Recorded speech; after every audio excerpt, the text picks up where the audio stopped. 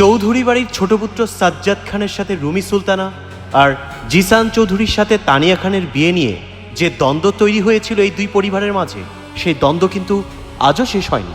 ওরা ভুলে গেছে আমি একটা কাল নাগিনী।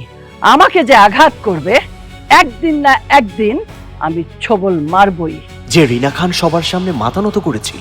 বাবা, আমাকে লজ্জা দিও না, আমি ভুল করেছি। সে কি সত্যি ভেঙে পড়েছিল, নাকি সেদিন থেকেই শুরু হয়েছিল তার নতুন খেলা? প্রতিটা অপমান, প্রতিটা আঘাত, প্রতিটা চোখের জল আজও ভুলতে পারেনি রিনা খান। আর সেই হিসাব এবার সুদে আসলে ফিরিয়ে দিতে চায় সে। এবার আমি এমন চাল দেব জিসান বুঝতেই পারবে না তার সবচেয়ে কাছের মানুষটাই তার সবচেয়ে বড় প্রতিপক্ষ হয়ে গেছে। কিন্তু ওই একই যুদ্ধে নামছে আরেকজন শহরের প্রভাবশালী ব্যবসায়ী ইমতিয়াজ মির্জা, যে বহুদিন ধরেই অপেক্ষা করছিল জিসান চৌধুরীকে মাটিতে নামানো।